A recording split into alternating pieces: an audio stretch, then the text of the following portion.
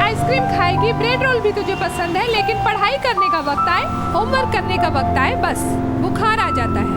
अरे आमी की बोका, रोज सुबह उठ के डेली तेरे लिए नाश्ता पकाऊं, टिफिन रेडी करूं, तुझे रेडी करूं। तुझे समझ में भी आ रहा है मैं क्या बोल रही हूँ, या मैं यूं ही अपना गला खराब कर रही हूँ?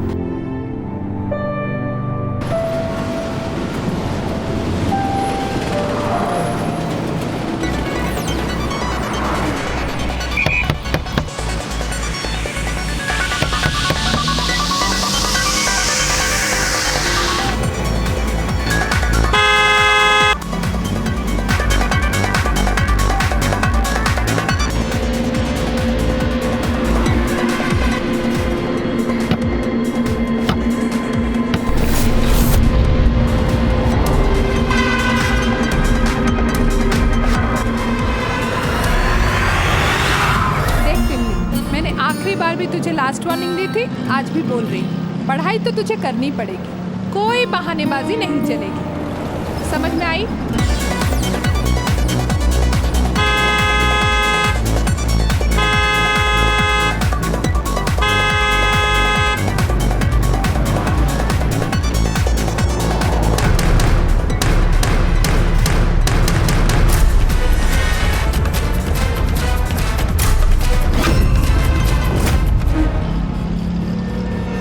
वो क्या है? ए तिमली, नंबर नोट कर। WB 38V2086। हाँ, एक मिनट।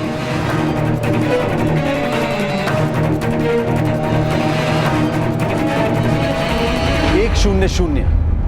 ये सिर्फ एक नंबर नहीं है, बल्कि आपके और हमारे हाथों में दिया गया एक ऐसा हथियार है जिसकी सहायता से हम सब मिलकर जुर्म के खिलाफ लड़ते हुए न सिर्फ अपनी सुरक्षा कर सकते हैं बल्कि दूसरों की भी। ये एक अधिकार भी है और एक कर्तव्य भी। कोलकाता की रहने वाली एक साधारण सी महिला पारुल को जब लगा कि कोई मुसीबत में है तो उसने 100 पर फोन करके पुलिस को ये जानकारी दी। लेकिन समस्या ये थी कि पुलिस को सिर्फ इतना पता था कि एक कार की डिक्की के अंदर फंसी हुई किसी लड़की को उनकी मदद की जरूरत है। लेकिन उन्हें यह नहीं पता था कि 1,41,00,000 की आबादी और 1,480 स्क्वायर किलोमीटर के एरिया में फैले हुए महानगर कोलकाता में वो लड़की कौन थी, कहां से आई थी और वो कौन लोग थे जिन्होंने उसे कार की डिक्की में बंद किया था और क्यों। क्या यह कोई साधारण अपहरण का मामला था या व्यक्तिगत रंजिश का नतीजा था, या फिर लहू से जुर्म की एक ऐसी हैरत अंगेज कहानी लिखी जा रही थी जिसका हर हिस्सा न केवल चौंका देने वाला था बल्कि जानलेवा भी। खबर मिलते ही पुलिस ने फौरन कार्रवाई शुरू कर दी और पारुल के बताए हुए रजिस्ट्रेशन नंबर के सहारे वो बहुत जल्द कार के मालिक के घर जा पहुंची।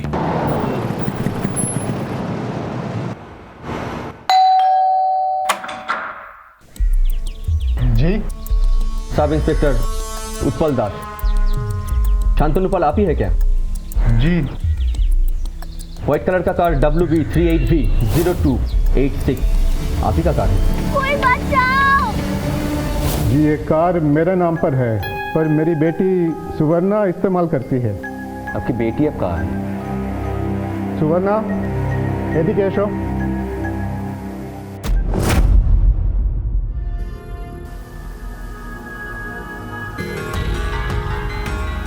तुम्हारी कार किधर है? वो तो छीन के ले गए। छीन के ले गए? कौन? नहीं मालूम। आज सुबह जब मैं शांति निकेतन से कोलकाता की तरफ आ रही थी तब अचानक से एक गाड़ी मेरे पीछे से आई और मुझे ओवरटेक कर लिया और उसमें से कुछ गुंडे बाहर निकले। मैंने अपनी गाड़ी रिवर्स ले ली। पकड़ पकड़, चल चल चल चल, जल्दी कर जल्दी कर जल्दी कर, गाड़ी चला गाड़ी चला गाड़ी चला, जल्दी चल, जल्दी कर। नहीं हो रहा है गाड़ी। अब देख। और मैं अंधाधुंध गाड़ी चलाते हुए जंगल में घुस गई। तभी अचानक मेरी गाड़ी का टायर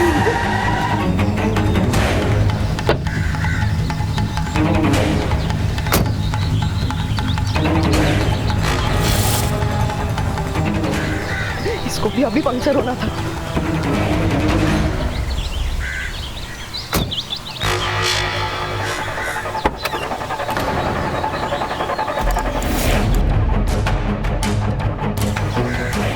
दीदी बचा लीजिए दीदी, मुझे बचा लो। उन लोगों ने मेरे पति को मार दिया है, अब मुझे भी मारना चाहते हैं। पर तुम हो कौन? मैं रेशमा। वो लोग मुझे जबरदस्ती उठाकर लाए हैं।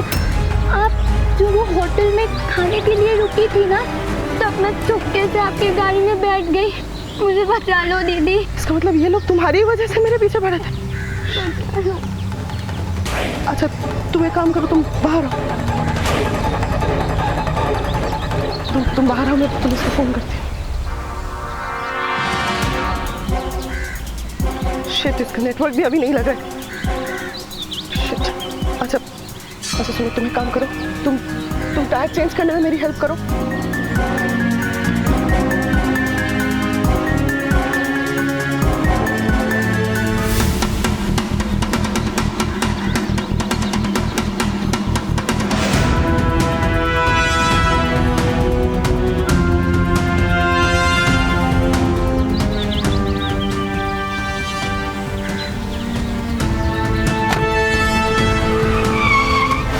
दीदी वो लोग आ गए। दीदी दीदी वो लोग आ गए।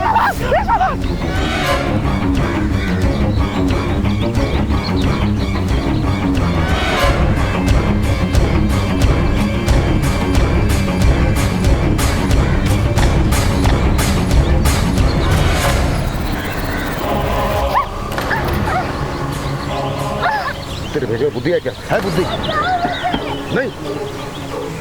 इस गाड़ी की लड़की कहाँ है? मिली? तो कहाँ जाकर छिप गई है? सुन, हम दोनों ये गाड़ी लेकर निकलते हैं। उस साली को यहीं मरने दे। चल चल चल चल, निकल निकल।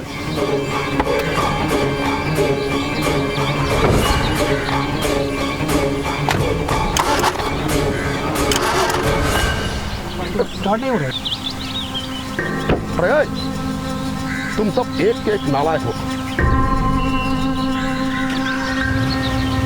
सुन, लगता है ये गाड़ी का बैटरी खराब है। आसपास किसी गैरेज में जाके ये बैटरी चेंज करके जल्दी अपना अड्डे में आ।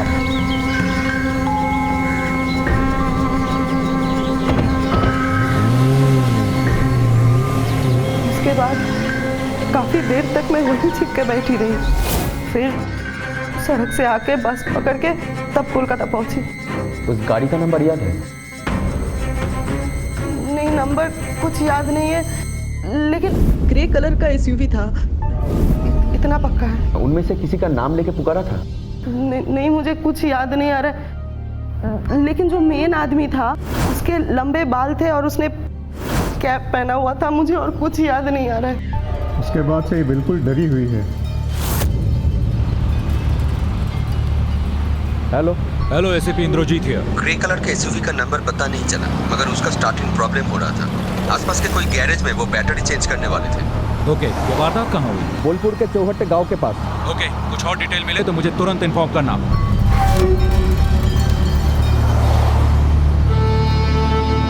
माँ वो अच्छा आदमी है, नाम है उनका वहाँ पे। पर तुम इतनी दूर अकेले कैसे रहेगी बेटी? माँ अब बाबा नहीं रहे तो किसी ना किसी को तो टाका पैसा कमाना ही पड़ेगा ना। और फिर मैं अगर वहाँ जाऊंगी तो इन दोनों का पढ़ाई लिखाई और बाकी सब खर्चा भी हो जाएगा। और फिर बाद में आप लोग भी वहाँ आ जाना।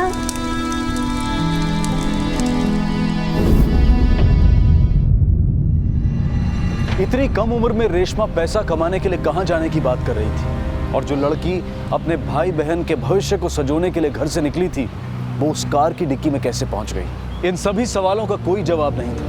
कोलकाता पुलिस के पास सिर्फ एक सुराग था, और वो था कार का रजिस्ट्रेशन नंबर। जैसे जैसे वक्त बीतता जा रहा था, वैसे वैसे ये केस और पेचीदा होता जा रहा था। इस पेंट को गाड़ी से गिरा देती हूँ, कोई ना कोई तो जरूर देखेगा।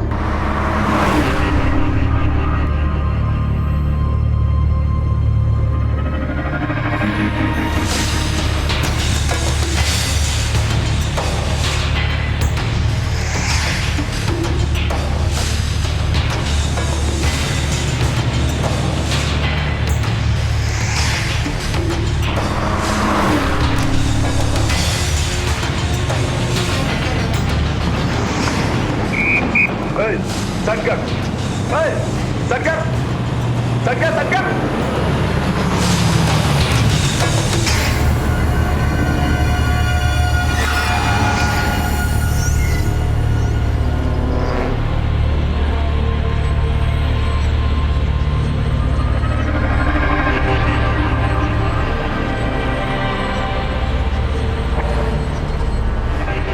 अरे डिक्की में क्या है?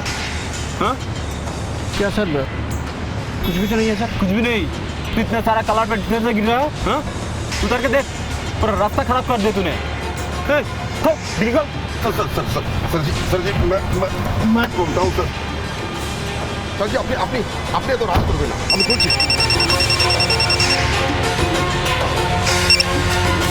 हाँ हेलो, हाँ सर बोलो। हाँ हाँ हाँ हाँ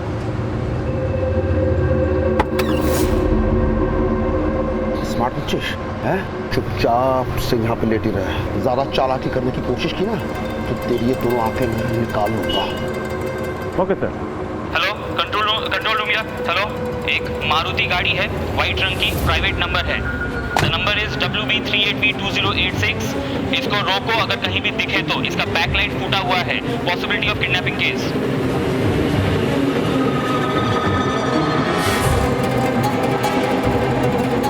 द नंबर इज WB38V2086।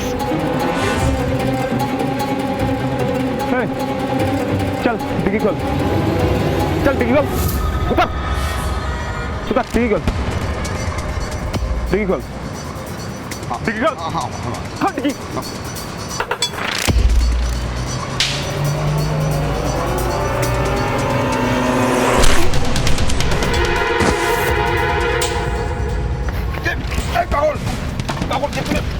ये तूने क्या किया? पुलिस वाले को मार दिया? अरे ऐसे नहीं मारता तो हम दोनों मारे जाते। कैसे? अभी इसकी वॉकी में खबर आया था। वो कहाँ गया वॉकी? सारा कलकत्ता का पुलिस ढूंढ रहे हुए। रुक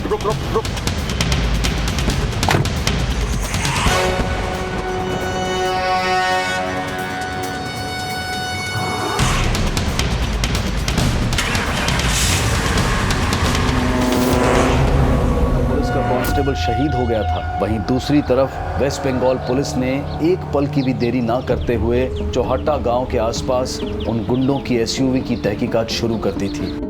उसका नंबर नोट किया? हाँ सर, उसका नंबर है WP20U0955। तो गाड़ी की चाबी शिल्पी को देके निकल जा।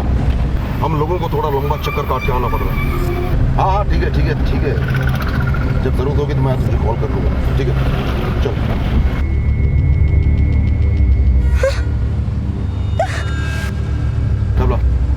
हाँ हेलो कंट्रोल रूम यार। ग्रे कलर की एसयूवी का रजिस्ट्रेशन फॉल्स है। ऐसी गाड़ी का आरटीओ में कोई भी रजिस्ट्रेशन नहीं है।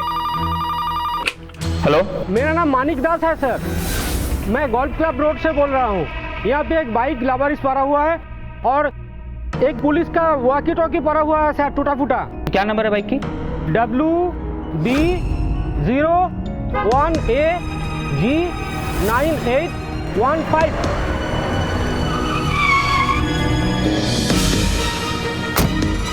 सर मैंने देखा था वो लोग एक सादा कार में था और गाड़ी का पीछे का जो लाइट है ना वो फूटा हुआ था और उसी में से ना ये कलर गिरा था। आई थिंक कांस्टेबल ने इंफॉर्मेशन मिलने के बाद कार को रोका होगा और ये भी हो सकता है कि वो खुद किसी प्रॉब्लम में हो।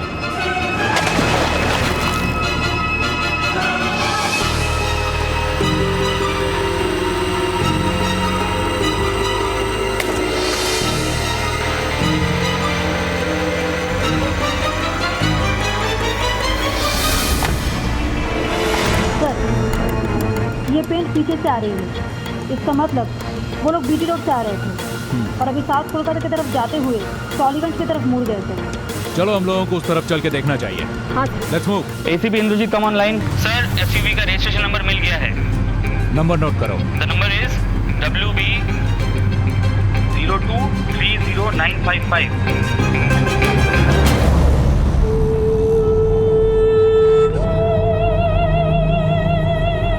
ये बिंदी लगा के तुम कितनी सुंदर लग रही हो, पता है तुम्हें? अब एक किस तो देना ही पड़ेगा।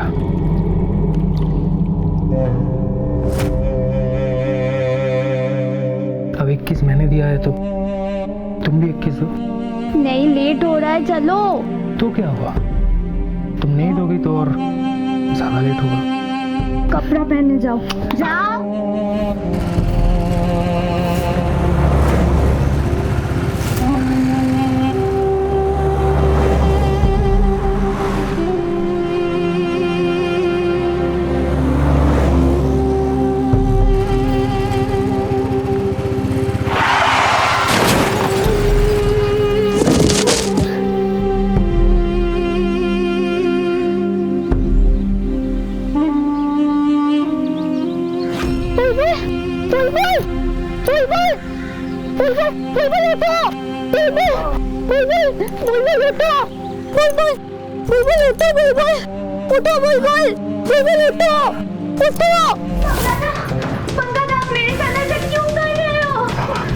क्यों कर रहा हूं? जाके अपने आदमी से पूछ, जा। उसने ब्याह किया था ना तुझे? ब्याह किया था ना? दोबारा भागने की कोशिश की ना?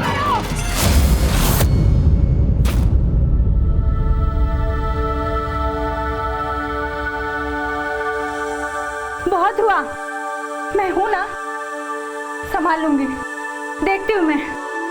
दीदी तुम्हें किसी कौन हो? इसको संभाल के रख, छोड़ना नहीं। हम लोग एक जरूरी काम निपटा के आते हैं। छोड़ो नहीं इसको। चल करना, चल। इस गाड़ी को ठिकाना लगाना होगा।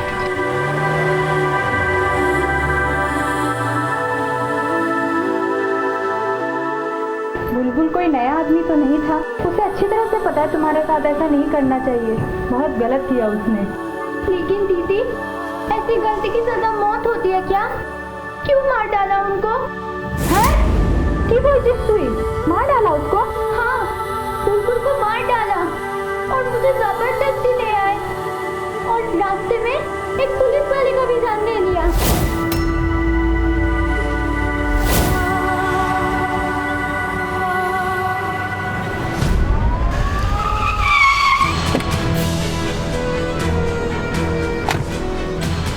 सर, 2 आदमी हमारा दुकान के सामने गाड़ी छोड़ के चला गया सर, इसलिए मैंने थाना में फोन किया सर। सर, पूरा ब्लड ही ब्लड।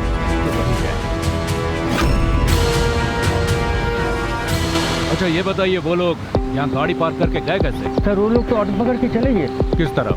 सर कपड़डांगा की तरफ। वो ऐसे ही आए थे और ऐसे ही चले गए। सर इसका मतलब यही है जो लोग कवरडांगा के आसपास करीब है 3-4 किलोमीटर के अंदर है। इसका मतलब कवरडांगा के आसपास कोई ऐसी जगह है जहाँ वो लोग छिप सकते हैं? सर इतना बड़ा एरिया, हमारे पास ना लगेगा कोई फोटो, ना किडनैपर का था सबूत। ये भी नहीं पता ये लड़की को लेकर वो लोग क्या करेंगे। लेकिन हमें इतना पता है कि किडनैपर में से एक का हुलिया कैसा है। ये भी पता है कि 1 दिन पहले खुद का SUV का इस्तेमाल कर रहा था वो। हाँ मानता हूँ कि वो काफी नहीं है, लेकिन अपराध को रोकने और अपराधियों को पकड़ने के लिए इन्हीं क्लू के सहारे हम लोगों को आगे बढ़ना होगा। सच्ची बोलो, तुमने क्या बुलबुल दा को मार डाला? हाँ मार दिया, क्योंकि उसने गद्दारी किया था, जोगादा से धोखा किया था उसने। और वो पुलिस वाला, उसको क्यों मार डाला? अगर उसे नहीं मारता तो पुलिस और गवर्नमेंट दोनों मिलकर मुझे फांसी पे लटका देती। अगर उनसे मैं बच भी जाता तो जोगादा मुझे नहीं छोड़ता, मरवा देता। मगर अब मेरा क्या होगा? सोचा है तुमने? तुमने पुलिस वाले को मारा है ना? वो लोग तुम्हें छोड़ेंगे नहीं, कहीं भी जाके छुपोगे तुम्हें ढूंढ निकालेंगे। और इसके बाद क्या मैं इसको जेल में पैदा करूंगी? तो मैं क्या करूं? अब मैं क्या करूं? इसको छोड़ दो यहाँ पर और निकलते हैं यहाँ से। दिल्ली मुंबई कहीं भी चले जाएंगे। पागल हो गई है। उसको यहीं पे छोड़ दे, हैं? वो पुलिस को सब उगल देगी, उसके बाद तुम लोगों का क्या होगा सोचा है? वो सब मुझे नहीं पता, बस इतना जानती हूँ अगर इसको हम लोग नहीं छोड़ेंगे ना तो मैं तुम्हें छोड़ के चली जाऊंगी। शिल्पी, ये मैंने क्या कर दिया? शिल्पी दीदी आप ठीक हो? शिल्पी, कमला, पानी दे, अब देखो, शिल्पी दीदी,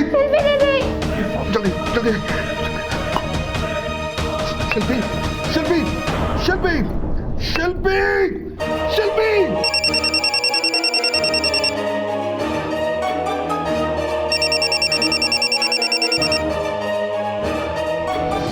अपनी पत्नी के बेहोश होने के बावजूद भी बंका जिसका फोन उठाने पर मजबूर हो गया था, जिसका नाम मोबाइल पर पढ़ते ही वो बुरी तरह से घबरा गया था, कौन था वो जोगादा? हाँ जोगादा, जोगादा नमस्कार। ठिकाने लगा दिए लड़की को? यहाँ पे गंडगोल हो गया है जोगादा, क्या करूं कुछ समझ में नहीं आ रहा जोगादा।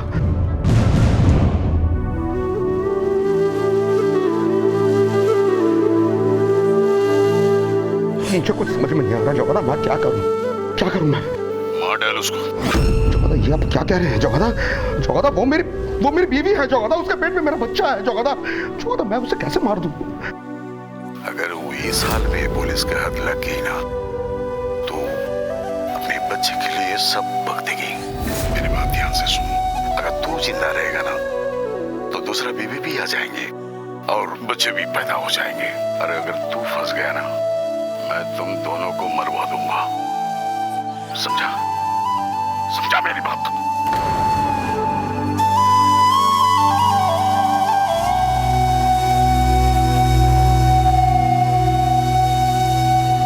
दूसरी तरफ पुलिस उनके ठिकाने तक पहुंचने के लिए हर मुमकिन कोशिश कर रही थी। बिना किसी सुराग के अपराधियों तक पहुंचने के लिए पुलिस ने उस एरिया में पूछताछ शुरू कर दी। उसके पास लंबा सा मतलब बड़ा गाड़ी है और उसके अंदर एक आदमी है जिसका बाल लंबा है, देखा है इसको? और उनके पास एक व्हाइट मारुति भी थी। हाँ साहब, ठाकुरबाड़ी में रहने वाले कुछ लोग एक बड़ा सा गाड़ी में घूमता है। और कुछ पता है इसके बारे में? सर वो लोग अक्सर पान और सिगरेट के लिए यहाँ पर आते हैं लेकिन ज़्यादा बात नहीं करते। कुछ होलसेल किस्म के लोग मालूम होता है सर। ये ठाकुरबाड़ी है कहाँ? हॉस्पिटल मोड़ से आगे लेफ्ट में घर है, पुल के पास, वही है ठाकुरबाड़ी। ठीक है, लेट्स मूव। ये कोलकाता का मौसम भी बड़ा अजीब है, कभी धूप है तो कभी बारिश है।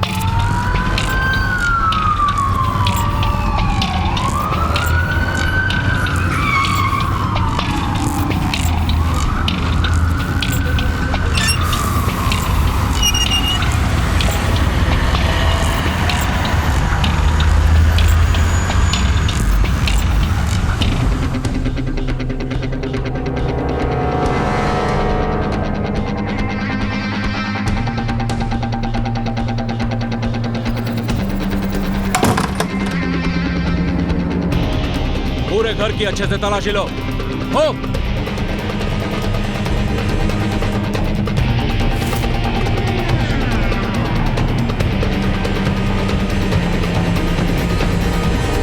सर, यस, ये पर्स मिला है।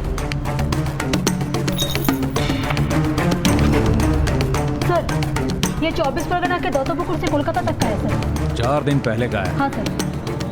मतलब वो लोग उस लड़की को किसी जगह से उठा के लेके आए थे। सर जल्दी आइए। Oh God.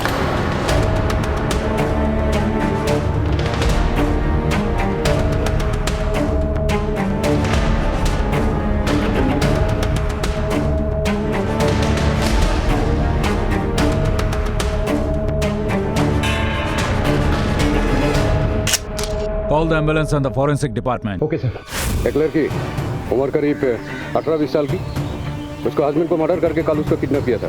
कुछ पता है इसके बारे में? नहीं सर, आजकल मैं तो ऐसे किसी को देखा ही नहीं। ठाकुरबाड़ी किसकी है? सर इसका मालिक लोग तो यूएस है ना, अमेरिका, वहीं पर चला गया सर। सब एक घर कई साल से बंद था, इसलिए गुंडे लोग जबरदस्ती घुस गए। एक ग्रे कलर की एसयूवी देखा है आपने यहाँ पे? हाँ, वही गाड़ी में तो वो लोग आता जाता था। और कौन कौन आता था यहाँ पे? और तो कोई नहीं, हाँ मगर 2-3 महीना में नया लड़की लोग इधर आते थे फिर चले जाते सर। उस गाड़ी को आखिरी बार कब देखा आपने? करीब 1.5 घंटा पहले वो 2 आदमी आके फिर चला गया। सर वो जो लड़की का मर्डर हुआ ना, कोई लड़की हमेशा इधर ही रहता था सर। साथ में कोई लड़की थी? लड़की नहीं, लड़की तो नहीं देखा। सुवर्णा ने इंस्पेक्टर को बताया था कि रेशमा की उम्र लगभग 16-17 से ज्यादा नहीं थी और जो लाश पुलिस को ठाकुरबाड़ी में मिली थी वो एक 26 से 27 साल की प्रेग्नेंट औरत की लाश थी। ठाकुरबाड़ी में रेशमा और गुंडों की गैर मौजूदगी इस बात को भी साफ जाहिर कर रही थी कि रेशमा को यहाँ से ले जाया गया है और संभव है कि वो अब भी जिंदा है। पड़ोसियों से पूछताछ से इतना साफ हो गया था कि ठाकुरबाड़ी और प्रोस्टिट्यूशन का गहरा रिश्ता है, लेकिन एसीपी इंद्रजीत के अनुसार वेश्यावृत्ति से जुड़े लोग सरेआम दिन दहाड़े पुलिस कांस्टेबल की हत्या करने का जोखिम नहीं उठा सकते। ऐसे में एसीपी ने तय किया कि लाश की फोटो दत्तपुकुर पुलिस स्टेशन भेजकर पता किया जाए कि वो लड़की कौन है और उसका दत्तपुकुर से क्या रिश्ता है। रविंद्र, मेडिकेशन। Yes sir. ये औरत 4 दिन पहले हमारे दत्तपुकुर एरिया से कोलकाता गई थी, जहां उसका संबंध एक किडनैपिंग केस के साथ जोड़ा गया है। पता करो ये कौन है। ये तो शिल्पी है, बंका की बीवी। बंका? बंका कौन है? नोटोरियस है सर। मर्डर केस में अंदर हुआ था, पेरोल में बाहर होने के बाद से गायब है। चलो उसके घर चलते हैं। सर अगर शिल्पी नहीं होगी तो घर पर कोई नहीं होगा। यहाँ उसका उठना बैठना किसी के साथ तो होगा ना? उसका दोस्त बुलबुल चौधरी। बुलबुल चौधरी।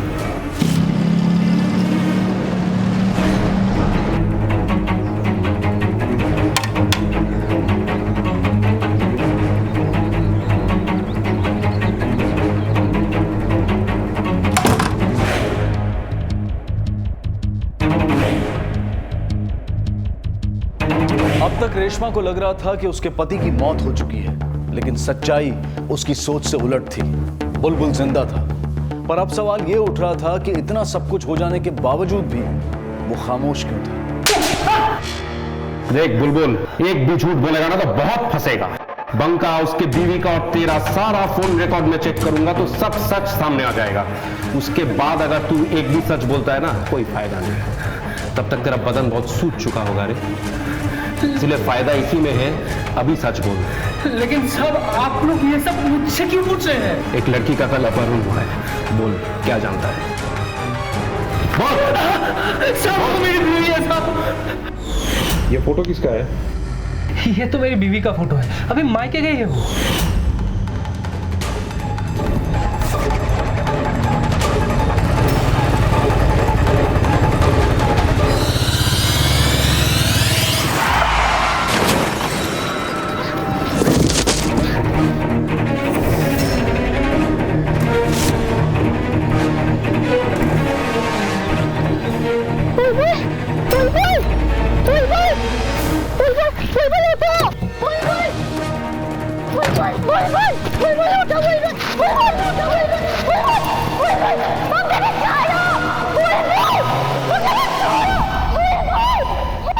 बंका दोस्त था ना तेरा, और ऊपर से तू उसके बीवी की मदद भी करता था, फिर उसने तेरे साथ ऐसा क्यों किया? जब से हम दोनों ने वो जोगादा के लिए काम करना शुरू किया ना, तब से दोस्ती खत्म हो गई सर। जोगादा? मतलब वो जो उस एरिया का नेता है? अरे सर वो तो ऊपर से नेता है सर, अंदर से साला बांग्लादेश में लड़कियों का बंदोबस्त करता है वो। मैं उन लड़की लोग को लेके बिना वीजा और पासपोर्ट के यहाँ पे आता था, इच्छामती नदी पार करके, और वो जो बंका है ना, वो ही बेच देता था लड़की लोग को। लेकिन सब सच में जब से मैंने रेशमा को देखा, मैंने बस ठान लिया कि उसको बंका के साथ नहीं भेजना है। फिर हम दोनों ने शादी कर ली साहब। लेकिन वो बंका को जब पता चला, वो जाके उस जगादा को बोल दिया साहब, इसीलिए बुलाया था हम दोनों को मिलने के लिए। देख बुलबुल, जो चीज बाहर बेचने के लिए है ना, वो चीज अगर तू अपना पास रखना चाहता है तो उसको कीमत देना पड़ेगा। और तूने तो कोहिनूर डायमंड चुराया है। जोगादा, आप मुझे थोड़ा वक्त दे दो जोगादा, मैं उसका पूरा कीमत आपको चुका दूंगा। उसके हिसाब तू मेरे को दे। जोगादा, लेकिन बंका को हिसाब देने का जल्दी था, इसलिए मुझे टाइम नहीं दिया। बंका का कोई नंबर है तेरे पास? क्या साहब, वो तो हर हफ्ता अपना मोबाइल नंबर सब चेंज कर देता है साहब। उसका नंबर मिलना बहुत मुश्किल है साहब, बहुत मुश्किल है। इस केस का सरकारी गवाह बनेगा।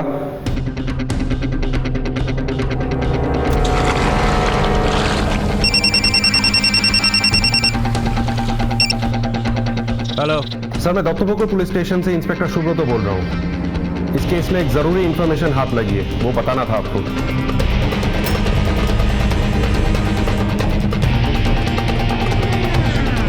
सर, मुझे आपकी एक मदद चाहिए। I need a permission. Don't worry, हो जाएगा। Right sir. फिर सर, अब क्या बोल रहे हैं? अब मुझे पता है। सर, ये मैं नहीं बोल रहा हूँ, इसने ब्लेम किया है आपके ऊपर। अरे बकवास, ये सब बकवास है ये सब। अरे कोई एक पागल आदमी मेरे बारे में आपको कुछ बोले, अब मेरे से पूछताछ करने चले आए हो। आपको सीनियर ऑफिसर का नाम बताओ, उसका नाम बताओ, मैं बातचीत कर लूँगा। सर मेरे से बड़े सीनियर ऑफिसर्स की तो लंबी लिस्ट लग जाएगी, किस किस का नंबर दूँ आपको? आपसे भी इतना कीजिए, बता दीजिए बंका का कोई नंबर है कि नहीं आपके पास? अरे बाबा उसका नाम तक पता नहीं, मेरे को अब नंबर से पूछ रहे हैं। Thank you very much sir, लगता है आपसे दोबारा मुलाकात करना पड़ेगा।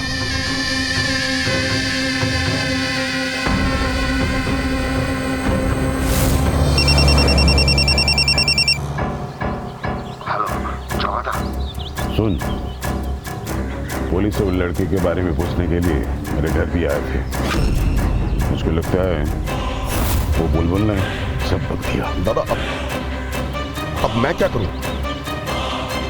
उस लड़की को मार डाल, वरना आज नहीं तो कल वो सबूत और गवाह दोनों बन जाएगी। दादा उस लड़की के चलते मुझे बहुत नुकसान उठाना पड़ा, कम से कम मैं बेचूंगा तो 1.5 लाख तो कमा ही लूंगा। कमाने के चक्कर में अपना जान मत गवा। वो लड़की को वहीं खत्म करके देश का बॉर्डर क्रॉस कर जा। बॉर्डर क्रॉस करने के बाद बंदोबस्त मैं कर देता हूँ। जोगादा सर, मुझे आपकी एक मदद चाहिए। I need a permission। हो जाएगा। अब तुम गए जोगादा। सर उस लड़की का जान खतरे में है, बंका किसी भी समय उसको मार सकता है। बंका का फोन ट्रेस कराओ इमीडिएटली। ऑलरेडी ट्रेस करना शुरू कर दिया है। गाड़ी सॉल्ट लेक के आसपास कहीं न्यू टाउन की तरफ जा रहा है। मैं आपको गाड़ी का नंबर तुरंत ही भेजता हूँ। Over and out.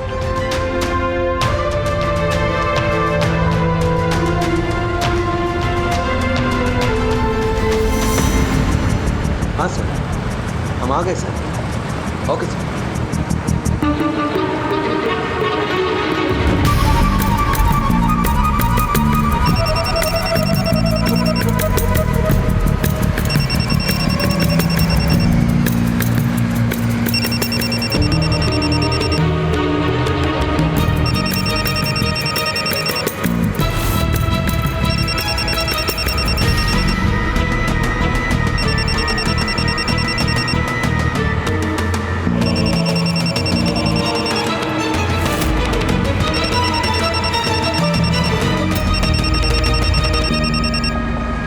फोन कहाँ से मिला? कचरे के डिब्बे में। बंका तक पहुंचने का इकलौता जरिया उसका फोन नाकाम हो चुका था। सुबह से लेकर अब तक पुलिस ने अपनी तफ्तीश से मामले को काफी सुलझा तो लिया था, लेकिन बंका अब भी आजाद घूम रहा था और उसकी आजादी का मतलब था रेशमा की बर्बादी। शाम ढल चुकी थी, कोलकाता शहर और रेशमा की जिंदगी पर रात गहराने लगी थी। मैंने वो फोन सॉल्ट लेक मार्केट में फेंक दिया था। अब देखना है कि वो पुलिस वाला साला अगर फोन का ट्रेस करेगा भी, वो उधर सॉल्ट लेक में जाके मरेगा। मुझे पता था ऐसा ही होगा। अपराधी अपने आप को बहुत चालाक समझता है, लेकिन वो ये भूल जाता है कि हमें उनकी हर चाल समझने की आदत होती है। बंका ने आधा घंटा पहले अपना मोबाइल सॉल्ट लेक में फेंका है। इसके बाद वो लड़की को मारने या ठिकाने लगाने के लिए कोई भी सुनसान जगह ढूंढेगा। अगर तू इस लड़की का क्या करने वाला? जोगादा ने कहा था उसे मार डाल, पर मैं सोचता हूँ नहीं, उसे मारने से पहले उस साली के साथ थोड़ा मजा लिया, फिर साली को ठिकाने लगा के आज हम बॉर्डर क्रॉस कर जाएंगे। लेकिन ये सब करेगा किधर? इस एरिया में बाईपास के आसपास यही एक जगह है जहां यह काम वो आसानी से कर सकता है। Are you sure, sir? वो ऐसे ही करेगा? हाँ, अपराधी के दिमाग से सोचो। सॉल्ट लेक में कोलकाता पुलिस की हद खत्म होती है और बंगाल पुलिस की हद शुरू होती है। यहाँ से भीड़ भाड़ में वो वापस नहीं जाएगा। कोलकाता में तो चारों तरफ भीड़ ही भीड़ है। फिक्र मत कर, एक जगह है जहाँ इस वक्त कोई नहीं होता। सामने राजरहाट बाईपास है और रात के समय वो बिल्कुल सुनसान रहता है और उनके लिए यही आसान होगा कि उस लड़की को यही मार के सीधा एयरपोर्ट पकड़ते हुए बॉर्डर की तरफ बोंगा जाए, और इसके लिए वो कोई भी पब्लिक ट्रांसपोर्ट यूज कर सकता है। अपनी गाड़ी लेकर हम आगे नहीं जा सकते, रोड पर हर जगह पुलिस चेक कर रही होगी। एक काम करते हैं, राजारहाट मोड़ के पास हम किसी बस पर चढ़ जाते हैं जो दमदम जाती हो। दमदम जाके लोकल ट्रेन पकड़कर हम कोलकाता से दूर निकल जाएंगे। सर फिर तो एक ही जगह जाओ से लेके जा सकते हैं, और वो जगह इस वक्त बिल्कुल सुनसान रहती है सर। कौन सी जगह? इको विस्टा वाला एरिया सर। Eco Vista.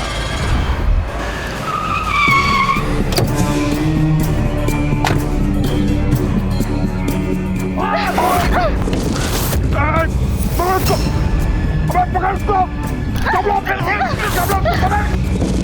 इसको पकड़!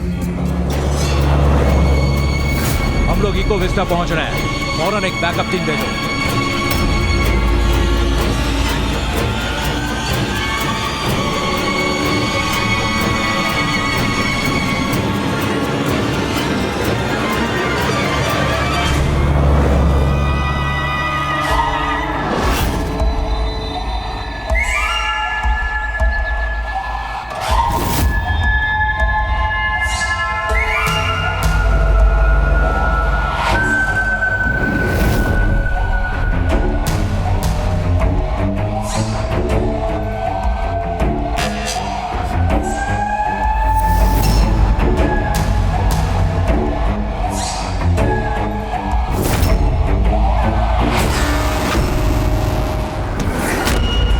मैं कहता हूं रुक जा, रुक, वहीं रुक, वहीं रुक।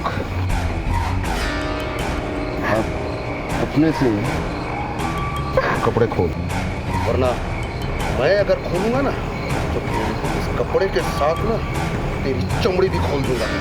नहीं, नहीं खोलेगी? नहीं। तो ठीक है, फिर मैं ही खोलता हूँ।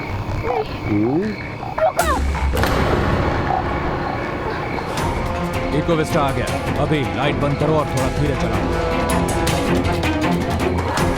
सर आगे गाड़ी देखिए, डिक्की खुला है, कोई नहीं इसके अंदर।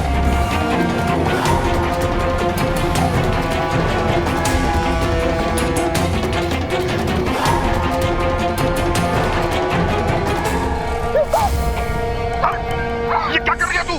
पगला गई है क्या? क्या कर रही है? पगला गई है क्या? पगला गई है?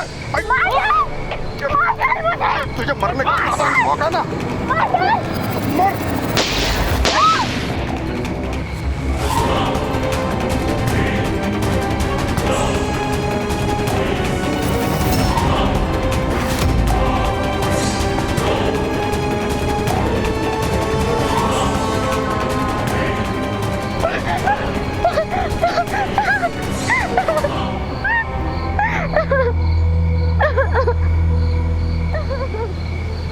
कोलकाता और पश्चिम बंगाल पुलिस ने अपनी काबिले तारीफ कार्रवाई से न सिर्फ रेशमा की जान बचाई, बल्कि पुलिस के स्टैंडर्ड्स को भी एक नए मकाम तक पहुंचाया। गौर करने वाली बात यह है कि यह संभव कैसे हुआ। जरा सोचिए कि आज हम सभी अपने अधिकारों और अपनी असुविधाओं के बारे में हमेशा बात करते हैं, लेकिन जब बात आती है संघर्ष की, अपना दायित्व निभाने की, तो हम हमेशा बचकर निकलने की कोशिश करते हैं। एक साधारण सी महिला ने समय पर समाज के प्रति अपनी जिम्मेदारी को पूरा किया और उसके सिर्फ एक फोन कॉल पर पुलिस ने अपनी ड्यूटी करते हुए ह्यूमन ट्रैफिकिंग से जुड़े एक बहुत बड़े रैकेट का पर्दाफाश किया। वहीं दूसरी तरफ ठाकुरबाड़ी के आसपास रहने वालों ने अगर जरा भी सावधानी दिखाई होती, पुलिस को इन्फॉर्म करके अपने दायित्व को पूरा किया होता, तो ये संभावना थी कि अपराधी बहुत पहले पकड़े जाते और इतने लोगों की जान बच जाती। कांस्टेबल देवादित्य को मरणोपरांत पुलिस मेडल दिया गया। बात बात पर दूसरों की जान लेने वाला कैबला एक दिन भी पुलिस की मार बर्दाश्त नहीं कर पाया और उसने अपने मास्टरमाइंड सफेद पोश सरगना जोगादा के बारे में सब कुछ बता दिया। इन सभी को आईपीसी की धारा 302 के तहत हत्या के लिए, धारा 363 के तहत अपहरण के लिए, धारा 366 ए और 372 के तहत ह्यूमन ट्रैफिकिंग के लिए उम्र कैद की सजा सुनाई गई और ये सभी आज जेल की सलाखों के पीछे।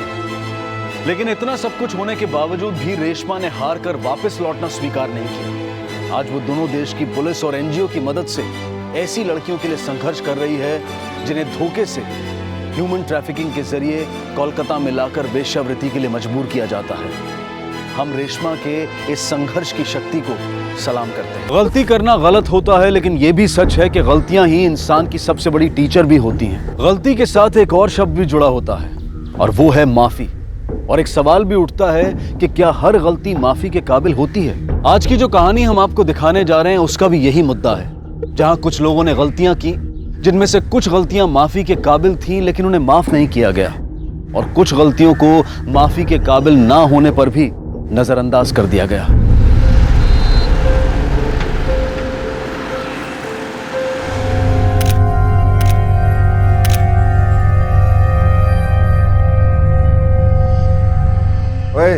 हाथ थोड़ा पीछे रख, बेटी है मेरी, पीछे रख हाथ थोड़ा। चल जल्दी कर। सर जी परेशान मत होइए, आपको जो फोटो अच्छी लगी उनमें से आप रख सकते हैं। चलो जल्दी। ओए ओए गड्डी कितनी गई मेरी? और लगता है ले गए। हाँ सब तेरी वजह से हुआ है। अगर देर नहीं करती ना तो मेरे को गाड़ी यहाँ सड़क पे पार्क नहीं करनी पड़ती।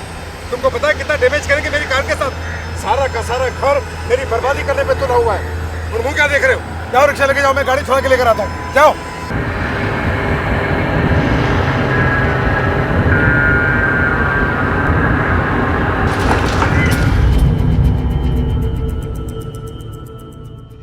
कौन खाएगा ये, कौन खाएगा? थोड़ा सा और अच्छा पापा को फोन लगाए।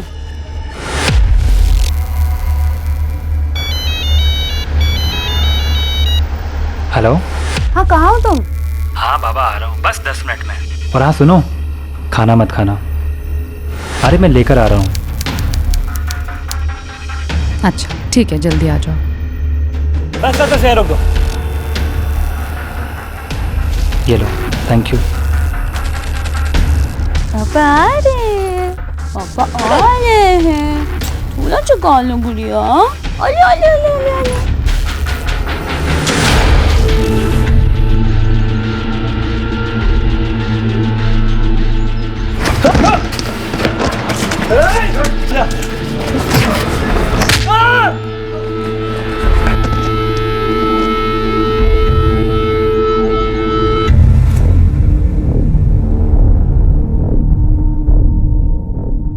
चल मुंह खोल।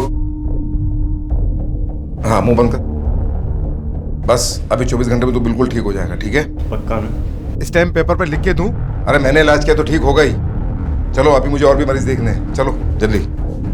नेक्स्ट बैठो। रेणुका, रेणुका।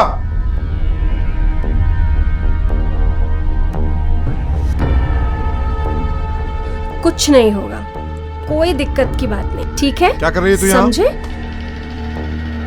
पापा जी वो बस पूछ रहा था मरीज कि को भड़का रही है? नहीं पापा जी। चुप कर। और तू यहाँ इलाज करवाने आया, टाइम पास करने आया? तेनू बता रहा दवा खत्म हो गई है, चल जा अंदर लेके आ दवा।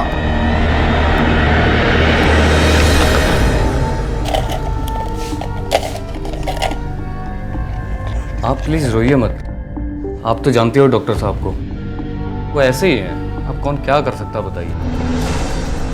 राजस्थानी का दवाखाना यही है? हाँ जी यही है। कहाँ है वो? अंदर। अरेस्ट करने आए हो या इलाज करवाने? जो भी है जल्दी बोलो, बाहर मेरे और भी पेशेंट हैं। आपके दामाद नवीन पर कल रात हमला हुआ है, उसी सिलसिले में आए। जिंदा है लेकिन उसकी हालत बहुत खराब है, सर पे गहरी चोट लगी। वही तो मैं सोचूं कि मेरे इतने अच्छे भाग का जो मुझे उसकी मौत की खबर सुनने को मिलती। मेरी एक बेटी तो विधवा है और दूसरी को विधवा देखने के लिए मेरी आंखें तरस गई हैं। सर मैं इस बारे में कुछ भी नहीं जानती। झूठ क्यों बोल रही हैं भाभी? आप इंस्पेक्टर साहब को बताते क्यों नहीं कि ये अटैक आपके पापा ने करवाया है? तुम कौन हो और इतना दावे के साथ कैसे कह सकते हो? सर हम दोनों नवीन के दोस्त हैं और भाभी जी और नवीन की लव मैरिज हुई थी, वो भी भाग कर।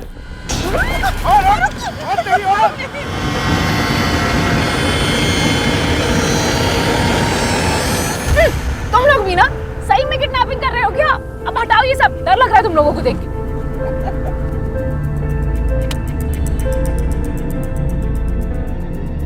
सर दरअसल पापा जी अभी भी नवीन को अपने जमाई की तरह स्वीकार नहीं करते। उसकी कोई खास वजह? उसका बाप ड्राइवर था मेरा और उसका वो पिल्ला नवीन मेरी बेटी को भगा के ले गया था। शादी के बाद नवीन के कहने पर हमने पापा जी को फोन किया और उनसे मिलने भी गए। पापा जी मम्मी जी और दीदी नजर नहीं आ रहे? बाहर गई है, मैंने भेजा है और इन्हें बुलाया है तेरे इस दूल्हे की खातिर करने के लिए। देख क्या रहे हो? शुरू जाओ, तोड़ दो उसकी हड्डी।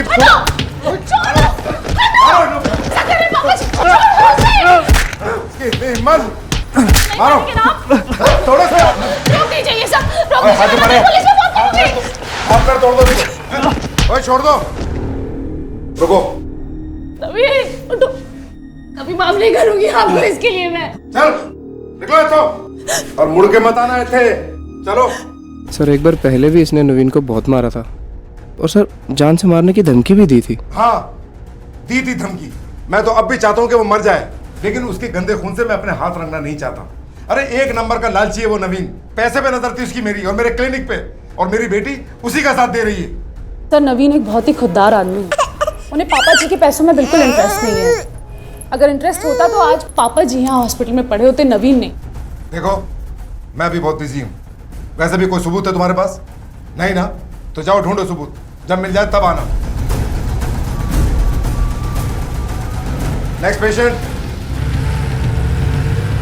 निहायत ही बददिमाग, बदतमीज और पागल किस्म का आदमी है ये डॉक्टर। मुझे लगता है नवीन पे अटैक इसी ने करवाया होगा सर। लेकिन एक बात है, उसने पहला हमला शादी के 2 महीने बाद कराया।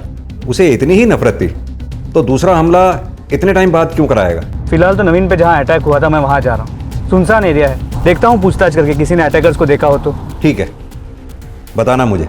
ठीक है सर, चलो गाड़ी सीधी ले लो। ठीक है, फाइल भिजवा दीजिए।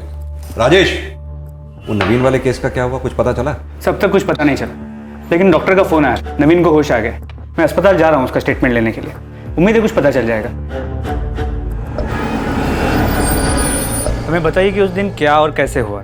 सर उस दिन मैं रिक्शा से उतरकर घर जा रहा था, किसी ने मेरे सर पे, फिर मैंने उसे पकड़ लिया। वो छुड़ाने की कोशिश कर रहा था। अचानक से एक और आदमी आ गया।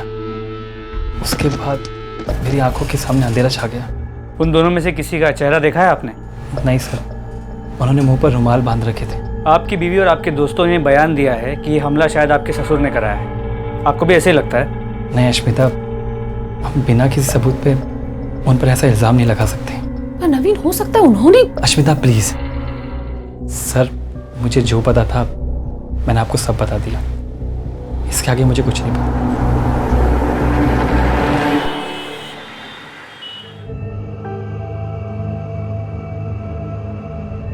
तुम यहाँ इतनी सुबह? छिप कर आई हूँ।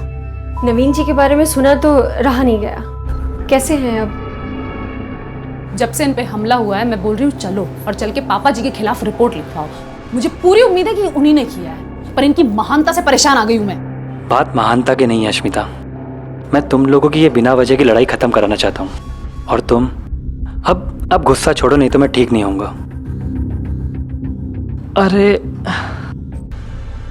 क्या हुआ? हाँ सर दर्द हो रहा है। मैं डॉक्टर को बुलाऊं? नहीं, तुम्हारी दी टेंशन से। बहुत नाटक करती हो तुम।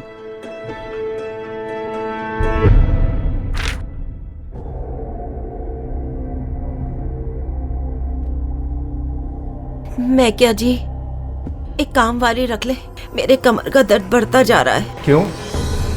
वो पिछली बारी नौकर रखे से याद है की तसी उसने? वो ड्राइवर का बेटा तेरी बेटी को लेकर भाग गया था, और अब एक और नौकर रख लूं हैं, ताकि कोई नया कांड करवा लूं। और वैसे भी खाली बैठी रहती है, तू करती की है?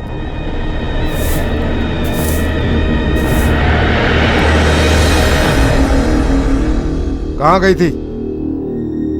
बोल। पापा जी मैं मंदिर से। अच्छा, मंदिर गई थी? तो ला दे, ला प्रसाद दे मैनू। मंदिर गई थी ना, दे प्रसाद। की छुपा रही है? दिखा दिखा मैनू। मेरे मना करने के बावजूद तू उस भगोड़ी और उस ड्राइवर के बेटे से मिलने गई? कभी कभी तो मैनू लगता है कि ये दोनों मेरी सगी औलाद है भी कि नहीं। ये क्या कह रही जी आप? सही कह रहा हूँ। एक तो मुझे जेल भेजने पे तुली हुई है, और दूसरी उसकी जाके पीठ ठोक रही है, मेरे घर से खाना लेकर उन्हें खिला रही है। खबरदार, खबरदार, आज के बाद अगर तू उन दोनों से मिली तो, वरना तेरा गला खुद दबा दूंगा मैं, समझी? चल जाए तो।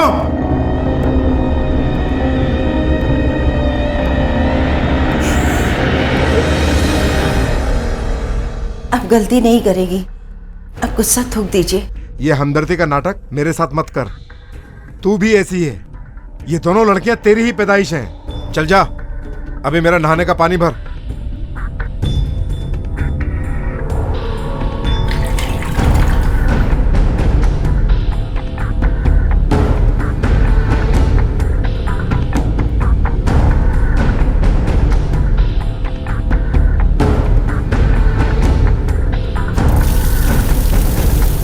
कभी कभी तो मैंने लगता है कि ये दोनों मेरी सगी औलाद है भी कि नहीं।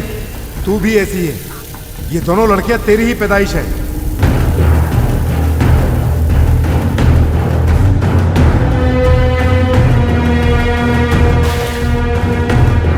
पानी तैयार है, आ जाओ।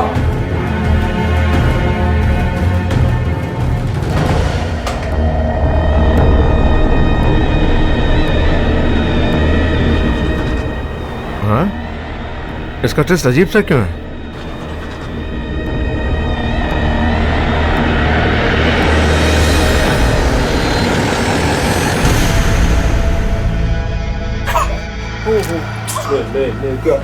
दीदी का मैसेज आया था, लिखा था परेशान है बहुत। अब मैं फोन लगा रही हूँ, मैसेज कर रही हूँ, पर कोई रिप्लाई नहीं दे रही। जरूर पापा जी ने कुछ किया होगा। मुझे तो समझ में नहीं आता झेलती क्यों इस आदमी को, घर से क्यों नहीं निकल जाती। तो लेकिन जाएगी कहाँ वो? अरे पढ़ी लिखी है, अनपढ़ गंवार नहीं है, अपनी जिंदगी खुद जिए, फिर मुझे फोन कर करके परेशान करती हैं। और आज तो मम्मी जी भी मेरा फोन नहीं उठा रही है, दीदी भी नहीं उठा रही है। सुनिए जी, रेणुका कहीं भी नहीं दिख रही। पूरे घर में देख लिया, उसके कमरे में भी देख लिया। कहीं भाग तो नहीं गई अपनी बहन की तरह? कैसी बात कर रहे हैं जी? उसका सारा सामान कमरे में पड़ा है। अगर भागती तो सामान लेके नहीं जाती। सर जी, क्या बात है? रेणुका क्लिनिक पे तो नहीं आई? नहीं जी, मुझे तो सुबह से नहीं दिखी। तो फिर कहाँ जा सकती है? गई होगी अपनी बहन और जीजा के पास। आने दे आज उसे, उसकी टांगे तोड़ के रख दूंगा। मम्मी जी आप परेशान मत होइए। हाँ कुछ पता चले तो मुझे बताइएगा। हाँ ठीक, नमस्ते। सुन रहे हो? अब क्या हुआ? दीदी का कहीं पता नहीं चल रहा है। मम्मी जी को भी कुछ नहीं पता है और कंपाउंडर को भी कुछ नहीं पता है। मुझे लगता है पुलिस में कंप्लेंट करनी चाहिए हमको, मुझे डर लग रहा है बहुत। नहीं जी सर, मेरा कोई हाथ नहीं है उसे गायब करने में। और झूठ बोल रही है। तो आप ही बता दीजिए सच क्या है। कहाँ है आपकी बेटी? और मैंने की पता, विधवा थी, चली गई अपने किसी यार के नाम, फिर से घर बसाने के लिए। आप कह रहे थे आपकी बहन अक्सर परेशान रहा करती थी, कोई खास वजह? हाँ जी सर, ये है वजह। सर मेरी बहन ने भी मेरी तरह लव मैरिज की थी, पर उसकी किस्मत खराब थी तो शादी के 1 साल बाद ही एक्सीडेंट में उसके पति की डेथ हो गई। इस वजह से वो वापस घर आ गई, और जब वो घर वापस लौट के आई है ना सर, इन्होंने उससे भी उतनी नफरत की जितनी मुझसे करते। लेकिन फिर भी उसको घर में रखा था मैंने। हाँ रखा था, पर किस तरह याद है आपको? तेरे भागने का जितना दुख था मुझे, आज उतनी खुशी हो रही है तेरी उजड़ी हुई मांग देखकर। आना पड़ा ना, वापस आना पड़ा ना इस घर में। अब सुन, अगर तुझे इस घर में रहना है तो मेरे नियम से रहना होगा, वरना डूब मर किसी कुएं में, कूद जा, मैंने कोई फर्क नहीं पहनता। सर जब नवीन हॉस्पिटल में एडमिट थे तब दीदी उन्हें देखने आई थी, और तब दीदी को जान से मारने की धमकी दी थी पापा जी ने। मुझे तो लगता है इन्हीं का हाथ है, आप पता लगाइए। हाँ, मरवा दिया मैंने उसको, और मैंने तेरे पति को मरवाने की कोशिश की थी। मुझे और कोई काम धंधा थोड़ी है। रोज सुबह उठता हूँ, नाश्ता करता हूँ और निकल जाता हूँ कत्ल करने के लिए, है ना? देखिए साहब, इस सब नाटकबाजी के लिए आपके पास टाइम होगा, मेरे पास टाइम नहीं। जब तक मेरे खिलाफ कोई ठोस सबूत हो, प्लीज मुझे परेशान मत करना। सानी साहब, अपनी आवाज और अपने अंदाज को जरा शराफत के दायरे में रखिए। मुझे अपनी दवा बेचने की कोशिश हरगिज मत करना। जब जब हमें आपकी जरूरत पड़ेगी आपको बुलाएंगे, और आप आएंगे भी। अगर नहीं आए तो आपको उठा के लाएंगे, समझे? हमने आपकी FIR दर्ज कर ली है, जैसे ही कुछ पता चलेगा आपको इन्फॉर्म कर देंगे। Thank you sir. Thank you. ये आदमी बहुत अजीब है। सही कह रहे थे, इस आदमी के घर में एक के बाद एक 2 वारदातें हुई। पहले नवीन पे अटैक, फिर बड़ी बेटी गायब। कुछ तो मसला है। एक काम करो, इसकी फैमिली के बारे में जरा आसपास पूछताछ करो। जी सर।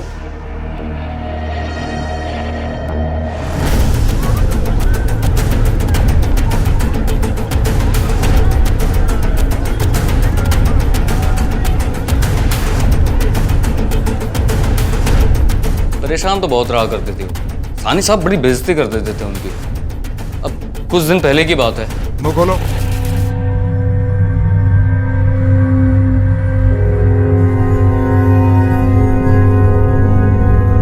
अब कौन से राजकुमार के सपनों में खोई है मरजानी? एक बार विधवा होकर तेरे अरमान ठंडे नहीं हुए? नहीं पापा जी, वो जिस तरह गपक कर रोटियां तोड़ती है ना, उसी तरह काम भी किया कर, वरना जा सकती है, दरवाजा खुला है, और जाके मर सकती है कहीं भी। सॉरी पापा जी। लेकिन ये तो आम बात थी साहनी साहब के लिए, हमेशा ऐसे ही पेश आया करते थे उनके साथ। इसके अलावा और कोई खास बात जो रेणुका से जुड़ी हो? नहीं साहब, ऐसा तो कुछ नहीं था।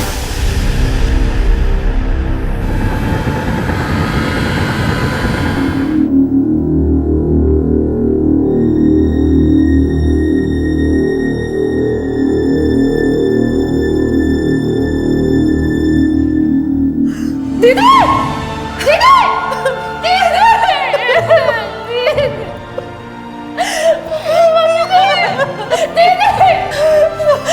मम्मी जी, मम्मी जी, दीदी!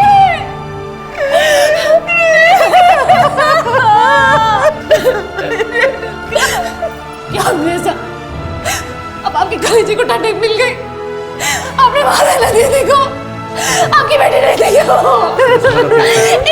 किया है। नवीन पर जानलेवा हमला होने के बाद पहले रेणुका का अचानक गायब हो जाना और अब उसकी लाश मिलना, साफ था कि साहनी परिवार के साथ सब कुछ ठीक नहीं था। क्या ये इस परिवार के किसी दुश्मन का काम था? और अगर हां, तो कौन था वो? कोई गैर या फिर कोई अपना? नवीन की पत्नी अश्मिता खुलेआम घर के मुखिया और अपने पिता अजीत साहनी को इन घटनाओं का जिम्मेदार बता रही थी।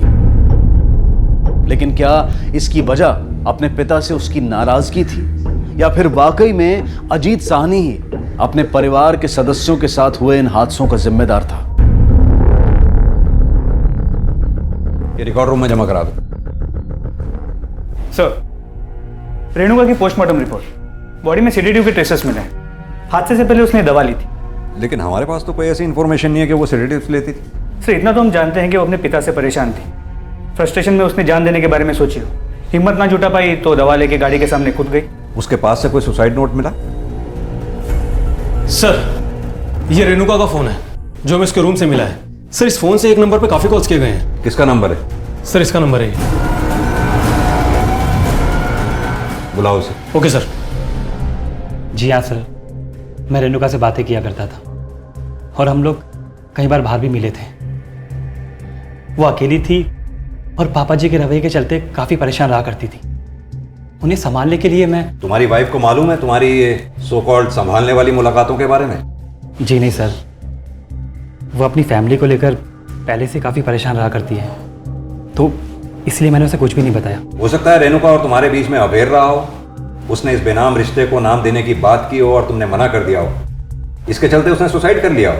सर, ऐसा कुछ भी नहीं था। हमारे बीच में ऐसा कोई भी रिश्ता नहीं था। मैं अपनी बच्ची की कसम खाकर कहता हूँ, आप मेरा यकीन कीजिए। अगर मुझे तुम्हारी कहानी पर यकीन करने की कोई वजह दिखाई दी तो ठीक, वरना मैं तुम्हें फिर बुलाऊंगा। अभी तुम जा सकते हो। जी सर।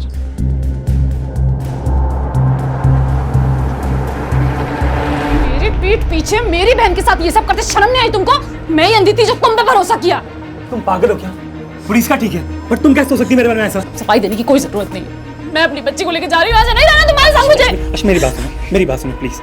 मैं अपनी बच्ची कसम खाकर कहता हूँ, ऐसा कुछ भी नहीं। मैं सिर्फ तुम्हें प्यार करता हूँ और किसी को भी नहीं। बस मेरा यकीन करो प्लीज।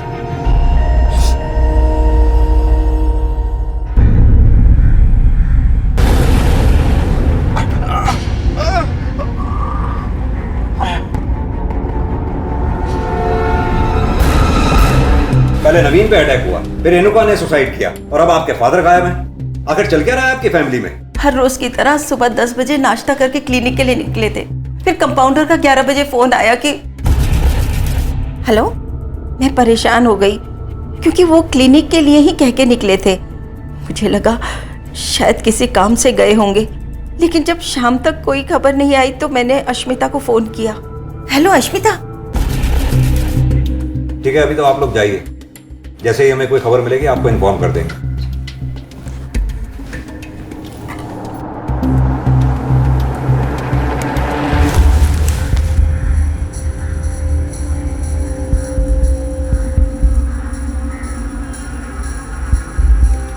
सर। अच्छा, अभी रखता हूँ। हाँ बोलो। सर, कंट्रोल रूम से मालूम चला है कि रामलीला मैदान में एक लाश मिली है। चलो।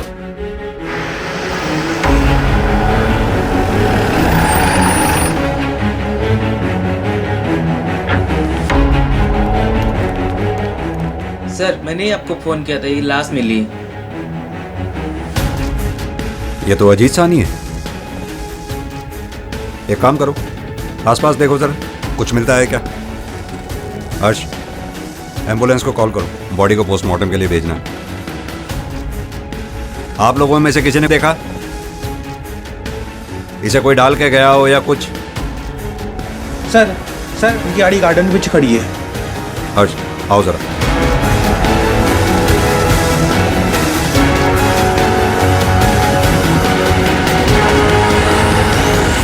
क्या मर गए? नहीं नहीं, ये नहीं हो सकता।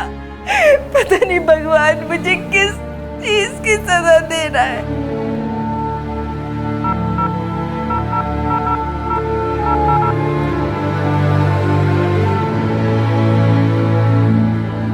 हेलो मिसेस शर्मा, आपके यहाँ वो काम वाली बाई आती है ना, उसे जरा प्लीज भेज दो।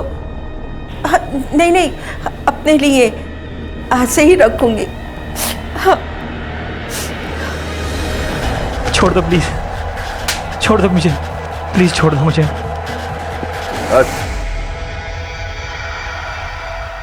तकलीफ तो बहुत हो रही होगी ना तुझे? हाँ? पैसे कब देगा? सत्तार भाई, मैं कोई भी बहाने नहीं बना रहा, मुझे थोड़े दिन और दे दीजिए। मैंने आपको कहा था ना कि मेरा एक बहुत बड़ा काम होने वाला है, वो हो गया है। मैं आपके सारे पैसे लौटा दूंगा, वो भी ब्याज के साथ। मेरा प्लीज यकीन कीजिए। पैसे घर पहुंचा दे, वरना तुझे, समझा? रोए। सर, पोस्टमार्टम रिपोर्ट के मुताबिक अजीत की मौत हार्ट अटैक से हुई थी। शक की कोई गुंजाइश नहीं है। केस को आगे इन्वेस्टिगेट करने के लिए हमारे पास कोई लीड नहीं। हर्ष, अजीत के केस में कुछ गड़बड़ जरूर है। अजीत मेडिसिन की फील्ड से था, भले ही उसके पास डॉक्टर की डिग्री नहीं थी, लेकिन उसके पास नॉलेज थी। फिर वो हार्ट अटैक के साइंस को कैसे मिस कर सकता था? उसके पास मोबाइल फोन था, एटलीस्ट मदद मांगने के लिए वो किसी को फोन करके कोशिश तो कर ही सकता था। इसके अलावा वो घर से क्लिनिक के लिए निकला, बिना किसी को बताए घर से इतनी दूर रामलीला मैदान कैसे पहुंच गया? एक के बाद एक घर में 2 मौतें होना, ऐसा कुछ तो है जो इस फैमिली में नॉर्मल नहीं है। सर, अजीत की जेब से माता के मंदिर की पार्किंग स्लिप मिली थी, हो सकता है वहां से कुछ पता चले। कौन सा मंदिर? झंडे वाला। ठीक है, आओ चलें।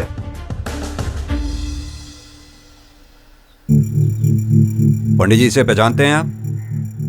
मैं जानता तो हूँ, अजीत नाम है इनका। पिछले कुछ दिनों से इनका आना जाना है यहाँ। आपकी आखिरी बार बात कब हुई थी इनसे? आखिरी बार जब वो रो रहे थे। रो रहे थे? जी। कब की बात होगी? 4-5 दिन पहले। भगवान की मर्जी के बगैर इस दुनिया में पत्ता भी नहीं हिल सकता। जो आपकी बेटी के साथ हुआ है, इसमें भी शायद उसकी कोई मर्जी होगी, और इसमें आपका कसूर कहाँ है? नहीं पंडित जी,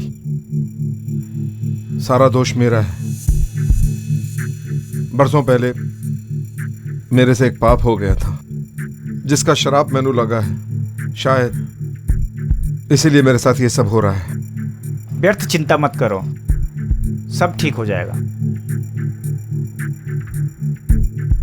मतलब ये जो अजीत अचानक मंदिर जाने लगा, इसकी वजह रेणुका की मौत नहीं, बल्कि उसी के पापों का गिल्ट, जिसके बारे में उसने उस पंडित को बताया था। क्योंकि जिस दिन उसकी मौत हुई उस दिन भी वो मंदिर गया था। क्या टाइम बताया था पुजारी जी ने? सर 10:30। 10:30। मंदिर से मैदान की दूरी है 45 मिनट, और अजीत की मौत का समय है 11 बजे। इसका मतलब उसकी मौत ना तो मंदिर में हुई है ना मैदान में। उसको जब हार्ट अटैक पड़ा तो वो रास्ते में था। अब सवाल ये है कि हार्ट अटैक में वो गाड़ी चलाकर मैदान तक पहुंचा कैसे? जरूर उसके साथ कोई था जो गाड़ी चलाकर मैदान तक गया, उसकी लाश वहां फेंकी और वहां से चला गया। सर, यानी ये वो शख्स है जिसे कभी अजीत ने नुकसान पहुंचाया था? बिल्कुल हो सकता है। अब सवाल ये उठता है कि वो शख्स है कौन? अजीत ने मंदिर के पुजारी से कहा था कि उससे एक पाप हुआ है और उसी की वजह से उसके परिवार के साथ ये सब हो रहा है। ऐसा क्या किया था अजीत ने और किसके साथ? अगर ये पाप वाली थ्योरी सही थी तो कौन था वो शख्स? कोई गैर था या उसका कोई अपना?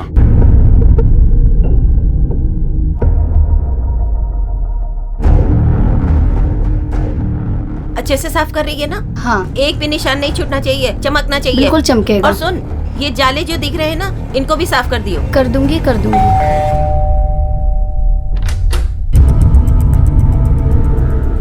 तुम लोग?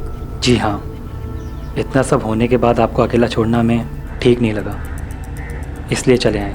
पापा जी ने तो हमें कभी हमारा हक दिया नहीं मम्मी जी, पर अब वो नहीं है तो चल।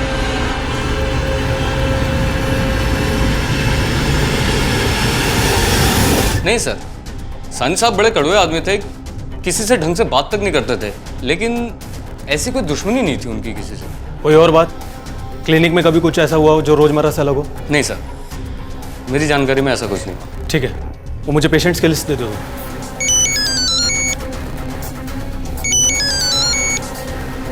हाँ सर। सर कुछ खास इन्फॉर्मेशन तो नहीं मिली है, लेकिन मैंने पेशेंट्स की लिस्ट ले ली है, शायद कुछ पता चले। Okay sir.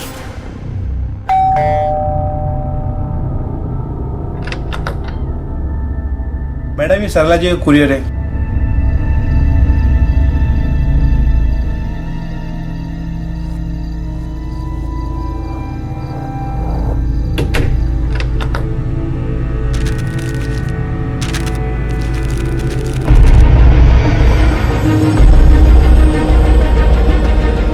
मम्मी जी, कोर्ट से आए ये पेपर्स। अगले महीने सुनवाई है और आपने हमें बताया तक नहीं। पापा की पूरी प्रॉपर्टी पे आप अकेले दावा करेंगी? तेरी हिम्मत कैसे हुई मेरी चिट्ठी पढ़ने की? अच्छा हुआ जो पढ़ लिया, कम से कम पता तो चला कि क्या चल रहा है। मुझे और नवीन को कोर्ट में घसीटेंगी आप? तो जिंदगी भर तेरे बाप की ज्यादतियों को सहती रही मैं। तेरा क्या, तो शादी करके चली गई। आज जब मुझे मौका मिला है अपनी जिंदगी जीने का, तो आज आ गए हिस्सा मांगने के लिए। मैं ऐसा होने नहीं दूंगी। तुझे जायदाद में से एक फूटी कौड़ी भी नहीं मिलेगी। झेला तो मैंने भी है मम्मी जी, और आपसे कहीं ज्यादा झेला है। अच्छा, क्या झेला है तूने? हाँ, क्या भुगता है तूने, बता। छोड़िए, आप नहीं समझेंगे, पर एक बात समझ लीजिएगा, अपना हक मैं लेकर रहूंगी। अश्मिता,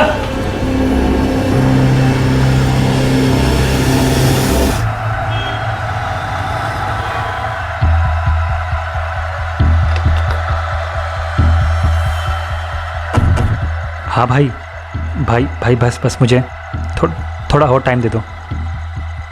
मैं पक्का आपके पैसे करवा दूंगा जी।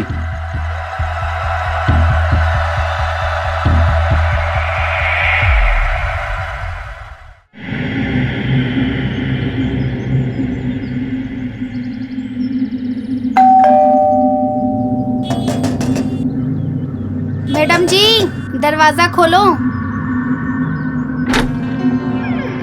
दरवाजा खुला है।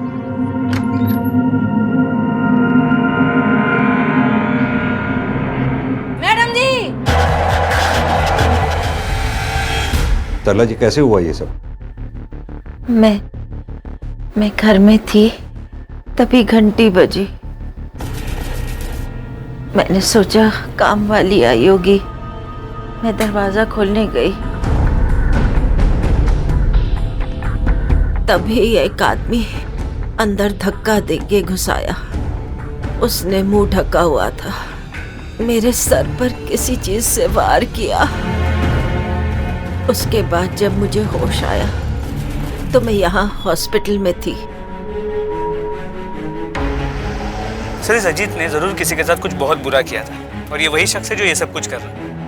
हो सकता है कि रेणुका की मौत भी सुसाइड ना हो के मर्डर हो। पहले उसने नवीन पे हमला किया, फिर खुद डॉक्टर अजीत को मार दिया, और अभी सरला पे हमला। हो सकता है कि ये भी उसी ने किया। भाई प्लीज छोड़ दो भाई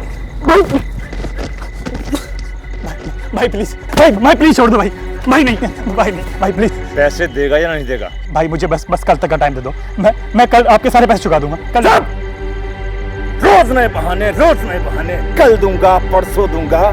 सत्तार भाई का पैसा है, हजम नहीं होगा, आराम से, समझ गया? कर देगा पैसे? भाई कल तक चुका दूंगा पूरा बस। कल मतलब कल, आखिरी बार बोल रहा हूं, समझ गया?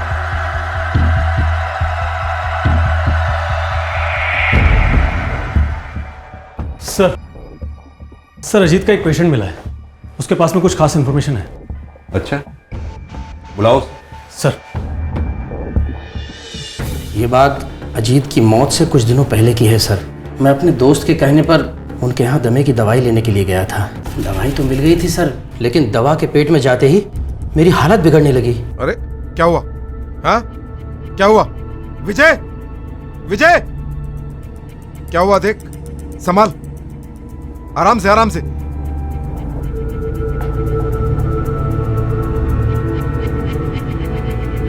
कुछ मिलाया था इसमें क्या? मैंने कुछ नहीं मिलाया। संभाल इसे, संभाल। अरे इसे कुछ हो गया तो हम लोग मुसीबत में पड़ जाएंगे, समझा? वो और उनका कंपाउंडर दोनों मुझे उठाकर अपने एक जानने वाले डॉक्टर के पास ले गए और डॉक्टर ने जांच के बाद बताया कि दवाई प्रॉपरली बनाई नहीं गई थी, कंपोजिशन में कुछ तो गड़बड़ था सर।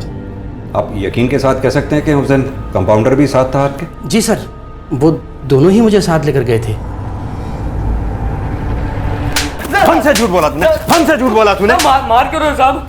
झूठ क्यों बोला तूने? साहब मैंने आपसे कोई झूठ नहीं बोला है। झूठ नहीं बोला तो सच भी नहीं बताया तूने। क्यों नहीं हमें बताया तूने कि एक बार दवा का कंपोजिशन गलत हो गया था, पेशेंट को हॉस्पिटल भर्ती कराना पड़ा, उसकी जान जाते जाते बची थी। तूने की थी ना वो गड़बड़, इसलिए हमारे बार बार पूछने पर भी तूने हमें नहीं बताया।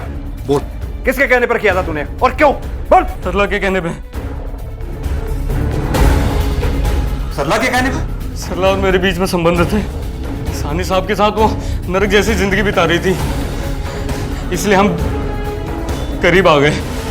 उसने मुझे दवा के कंपोजिशन में गड़बड़ करने को कहा। इससे सारा इल्ज़ाम सानी साहब के ऊपर आ जाता और उन्हें जेल हो जाती और उनका सारा पैसा हमें मिल जाता। सानी साहब को मिलावट का तुरंत पता चल गया था और उन्होंने सारी की सारी दवा फिकवा दी थी। इस तरह हमारा सारा प्लान चौपट हो गया था, जिसे तूने बाद में पूरा किया, अजीत सानी को मारकर। लेकिन रेणुका को क्यों मारा तूने? साहब मैं सच कह रहा हूँ, मैं कुछ भी नहीं जानता हूँ इस बारे में। लेकिन क्या? मैंने उससे शादी की थी ये सोचकर कि डॉक्टर की बीवी बनने के बाद मुझे इज्जत और आराम मिलेगा, लेकिन नहीं, उसके साथ शादी कर कर उस आदमी ने मेरे सारे सपने तोड़ दिए, जिसके चलते आप अपने पति के कंपाउंडर के करीब आ गए। हम ये भी जानते हैं कि आपने अपने अटैक का नाटक झूठा रचा था। आपके आशिक ने हमें सब बता दिया है। अश्मिता और नवीन दोनों बिना बुलाए मेरे घर पर आ गए, मेरे आके रहने लगे, जायदाद में हिस्सा मांगने लगे, तो मैं और क्या करती? आपने अपनी बड़ी बेटी रेणुका और अपने पति अजीत सानी को किसके साथ और कैसे मारा? रेणुका ने तो खुदकुशी की थी ना, और इनकी मौत तो दिल के दौरे की वजह से हुई थी ना। पहले हमें भी यही लगा था, पर हमें अब यकीन हो गया है कि उन दोनों का मर्डर किया गया है।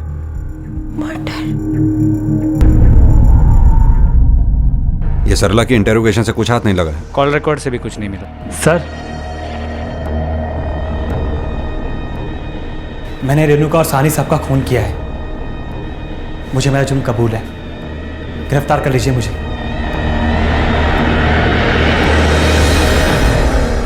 ये बताओ, ये कन्फेशन सडनली क्यों? मैंने मार्केट से कई लोगों से पैसा उठाया था ब्याज पे, और मैं उसे चुका नहीं पा रहा था। कर्जदारों ने जीना मुश्किल कर रखा था मेरा। उन्हीं में से किसी एक पार्टी ने मुझ पर हमला कराया था उस दिन। ये बात मैंने आपसे और मेरी पूरी फैमिली से छुपाई, क्योंकि मैं नहीं चाहता था कि अश्मिता के पापा को एक और मौका मिले इसे टोकने का। साहनी साहब के पास बहुत पैसे थे, अगर उन्हें कुछ हो जाता तो अश्मिता को जायदाद में हिस्सा मिलता और उससे मेरी सारी प्रॉब्लम खत्म हो जाती। मैंने उन्हें जबरदस्ती गाड़ी में बिठाया, लेकिन उन्हें रास्ते में ही हार्ट अटैक आ गया। लेकिन तुमने रेणुका को क्यों मारा? सर, वो बहुत सीरियस हो गई थी मेरे और अपने रिश्ते को लेकर, और मेरे पीछे पड़ गई थी कि मैं अश्मिता को छोड़कर उससे शादी कर लूँ। मुझे ब्लैकमेल कर रही थी कि अगर मैंने उसकी बात नहीं मानी तो वो अश्मिता को सब कुछ बता देगी। तो मैंने उसे मैसेज करके मिलने बुला लिया जेठाला के पास। नवीन, अश्मिता कहाँ है? रेणुका, वो अश्मिता। अच्छा, जिस दवाई से तुमने रेणुका को बेहोश किया था उसका क्या नाम था? सर, वो दवाई, उसका मुझे नाम याद नहीं है। अच्छा, ये बताओ तुमने अजीत को कहाँ मारा था और कितने बजे? पार्क की तरफ, लगभग एक बजे। ले जाओ। चल। हर्ष, ये नवीन झूठ बोल रहा है। इसने ये कत्ल नहीं किया, क्योंकि इसे ये भी नहीं पता कि रेणुका को बेहोश करने के लिए क्या यूज किया गया था। और रही बात अजीत के कत्ल की, तो उसकी मौत ना तो मंदिर में हुई थी ना पार्क में। उसकी मौत का टाइम भी 11 बजे के आसपास का था। तो फिर ये सब किया किसने? मैं जानता हूँ किसने किया। मैंने ही मारा है अजीत साहनी और रेणुका को, पर आपको ये कभी पता नहीं चलता अगर नवीन ये सब नहीं करता।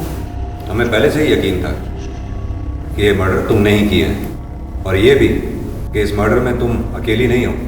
कौन था तुम्हारे साथ? नवीन के दोस्त विक्की और सनी। लेकिन अपने ही पिता और बहन का मर्डर क्यों किया तुमने? पैसों के लिए? पैसे? दुनिया के सारे पैसे भी मिला लो ना सर, तो वो घाव नहीं भर पाएंगे जो मेरे पापा जी और मेरी बहन ने मुझे दिया। कैसा घाव? क्या किया था उन्होंने तुम्हारे साथ? तब मैं सिर्फ 11 साल की थी। मुझे डांस का बहुत शौक था। पापा जी मना करते थे, लेकिन फिर भी मैं रोक नहीं पाती थी खुद को।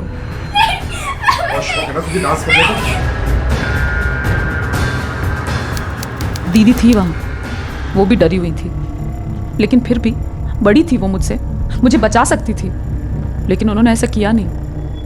इस बात को तो कई साल बीत गए, फिर बदला इतने साल बाद? क्योंकि मैंने जिंदगी भर अपने आप को रोक के रखा था। अपने पापा जी की करनी की सजा नहीं देना चाहती थी उन्हें, पर एक दिन ऐसा कुछ हुआ कि मेरे सब्र के सारे बांध टूट गए। ऐसा क्या हुआ था? हमें पैसे की बहुत ज़रूरत रहती थी सर। नवीन के पास कोई पक्का काम नहीं था, टेम्परेरी जॉब थी। उसी बीच हमारी बेटी भी हो गई। नवीन के ऊपर बहुत कर्जा बढ़ गया, लेनदारों ने हमारा जीना मुश्किल कर दिया। इन हालातों में अपने पापा जी के आगे हाथ फैलाने पड़े।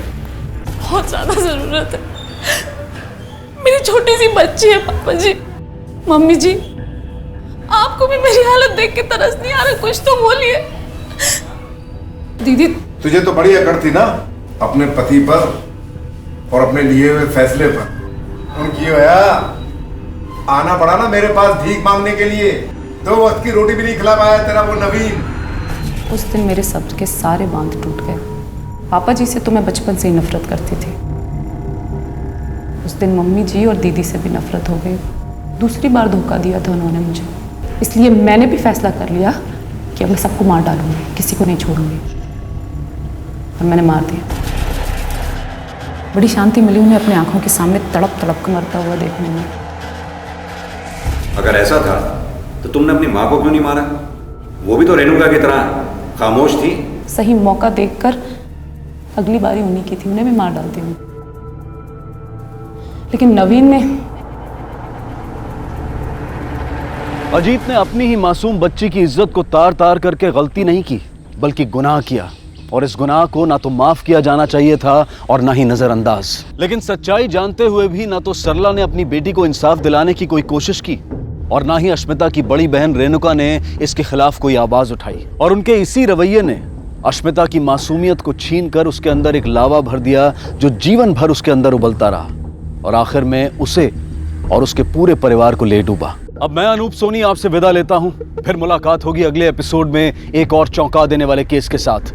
तब तक अपना और अपने परिवार का ख्याल रखें और देखते रहें क्राइम पेट्रोल डायल 100। सबक एक को, सीख हम सबको। जय हिंद। क्राइम पेट्रोल्स के और भी दिलचस्प कहानी देखने के लिए हमारे चैनल को सब्सक्राइब करें और बेल आइकॉन दबाना न भूलें।